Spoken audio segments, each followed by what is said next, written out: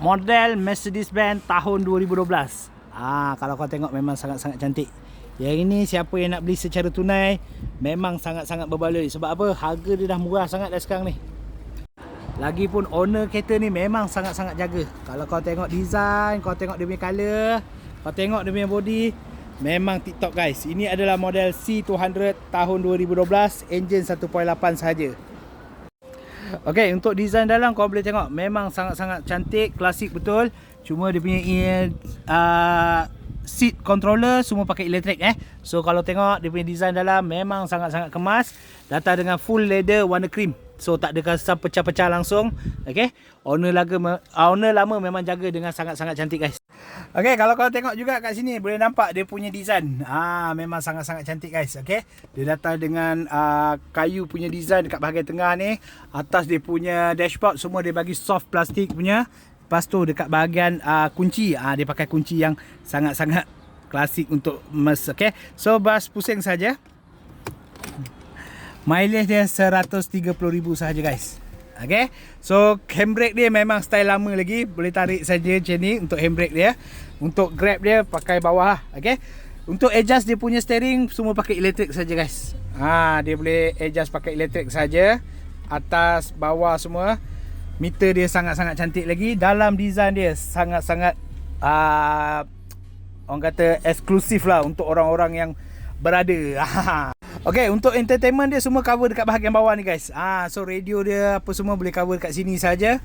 Dia punya controller untuk aircon semua dekat sini, termasuk ada sensor parking, ada ikut mood juga guys kat sini. Okey. So gear knob dia memang sangat-sangat menarik, berbeza daripada kereta-kereta biasa. Boleh tengok ada lambang MERS dekat situ guys. Okey, untuk bahagian second row dia boleh tengok memang sangat-sangat smart lagi guys. Bersih, smooth, cantik semuanya, termasuk ada aircon blower juga untuk bahagian belakang. Okay, so kalau korang beli untuk mak ayah korang ni, saya jamin mak ayah korang mesti bangga gila. Okay, boot dia pula boleh buka melalui sini lah. Okay, so bateri dia ada dekat bahagian belakang. Untuk set bateri MERS BM memang dekat bahagian belakang. Okay, so tak payah kau cari bateri dia mana kat mana nanti. Tak ada langsung kesan accident dekat bahagian belakang. Ada tayar spare yang ikut saiz original daripada kilang direct. Bonnet dia pun agak besar dan luas guys. Yang ini memang sesuai kalau kau nak pakai long distance untuk keluarga ni. Untuk enjin, dia menggunakan enjin 1.8 liter sahaja guys. So rotak dia tak terlampau mahal. Bunyi smooth, lembut sahaja.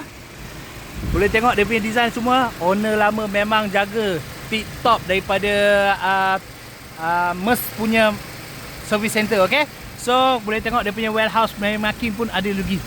Memang owner ni pandai jaga kereta punya, saya boleh jamin 100%. Okay. Semua masih cantik lagi. So siapa yang berminat cepat kontak dengan saya. Sebab unit yang cantik-cantik je ni kita orang susah nak dapat. Lagi-lagi untuk MERS. Okay. Sport rim pula, original sport rim saiz 17 inci Yokohama punya. Bunga tayar pun cantik dan tebal. Yang ini saya kata 100%.